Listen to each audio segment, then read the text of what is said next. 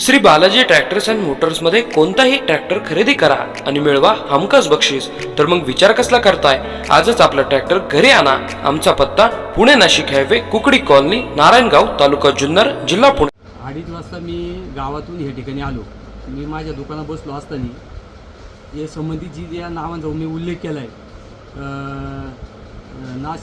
काय नाव आहे, नाजिम नशीर बेपारी आणि तौशिक नशीर बेपारी, हे दोघं भाऊ इथं आले आणि त्यांनी आल्या इथं मला शिवीगाळ चालू केली।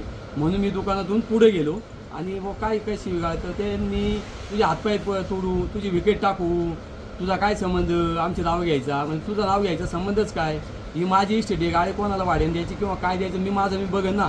या असे शाब्दिक वाद त्यांनी जुनी खुन्नस आहे। पाठीमागच्या काळामध्ये आपण जी बजरंग दलाची या ठिकाणी बेल्ल्यामध्ये जी संघटना स्थापन केली, या संघटनेच्या माध्यमातून जे बेल्ल्यामध्ये जे गोवंश हत्या राजरोसपणे उघडपणे होत होती, त्याला पायबंद घालण्यामध्ये आपण बहुतांशी यश मिळवले संघटनेच्या माध्यमातून।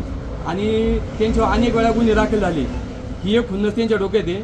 आणि बेल्ल्यामध्ये टाक्यामध्ये जो 49 आणि 48 जो गट आहे, त्या 48 गटाची आपण पोलीस बंदोबस्तामध्ये आणि शूटिंगमध्ये त्याची मोजणी केली। त्या 48 गटाची त्या गटा मोजणीच्या वेळेस मी त्या ठिकाणी उपस्थित होतो।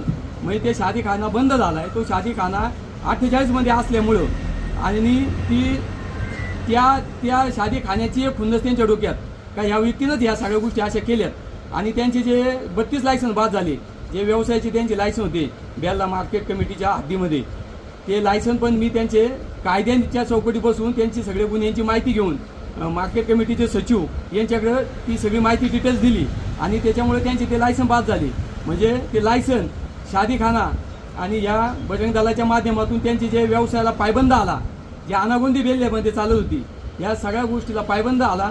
आणि आत्ताच नुकतीच बेल्ला ग्रामपंचायतची जी उपसरपंच पदाची जी निवड झाली, त्या निवडणुकीच्या मध्ये त्यांचा असं समज आहे का कैलास आवटी याचाही त्यामध्ये काय ते सहभाग आहे, यांनी आम्हाला पद मिळवून नाही दिलं।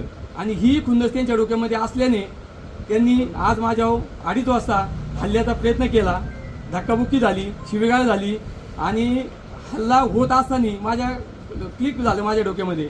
मी आळेपाटा पोलीस स्टेशनचे PI विश्वास जाधव साहेब यांना तात्काळ फोन केला। माझ्या जीवाला धोका आहे, माझ्यावर काही क्षणामध्ये मोठा हल्ला होण्याची शक्यता आहे, हे लोकांनी इथं मला धक्काबुक्की चालू केलेली आहे।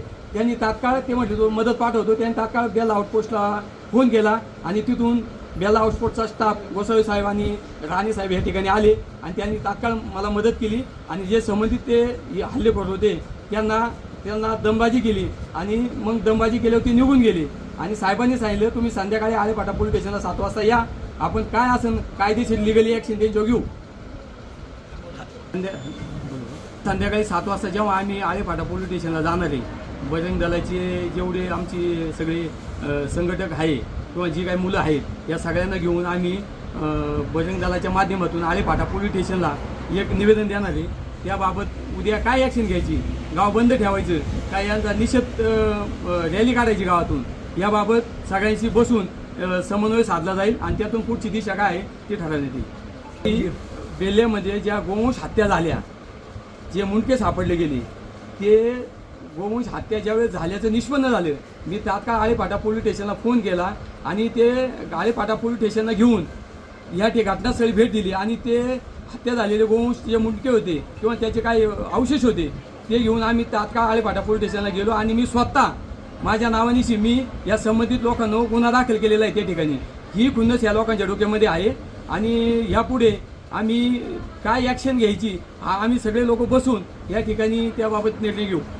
या बेल्ल्यामध्ये या गोवंश हत्येच्या बाबतीत या लोकांना जे गुन्हे दाखल झालेले, यामध्ये जास्तीत जास्त 3 ते 4 जण असे आहेत का त्यांच्यावर पुणे जिल्हा तडीपारीचे आदेश पाठवलेले SP ऑफिसला प्रस्ताव, आणि काही दिवसात त्यांना इथून तडीपारीचे आदेश निघणार आहे।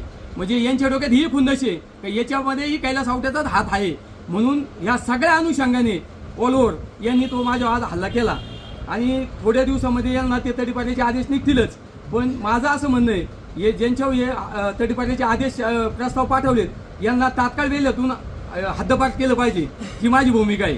कारण यांच्याकडून माझ्यावर कधी जीव घाणा हल्ला होऊ शकतो याची मला भीती आहेच। हल्लेखोर किती होते? हे 2 जण होते। 2 जण हो। होते। बाकीचे नंतर येणार होते का काय? हा, बाकीचे काय त्यांचा प्लॅन होता, त्यांचे फोन चालू होते, इकडे या येत होते, पण तेवढ्यात पोलिसांची गाडी या ठिकाणी आली, त्यामुळं मग बाकीचे कडून आले नाही. तुम्ही पोलीस कंप्लेंट केली का काय? पोलिसांना मी इथं सगळी डिटेल माहिती दिली, CCTV फुटेज त्यांना आता देतोय आणि संध्याकाळी 7 वाजता आळेपाडा पोलीस स्टेशनला त्यांनी मला बोलवले. त्या ठिकाणी मी जाऊन जे काय आमच्या संघटनेच्या माध्यमातून निवेदन द्यायचे ते निवेदन पण देतो आणि माझी जी काय कंप्लेंट आहे ती पण साहेबांना घ्यायला लावतो.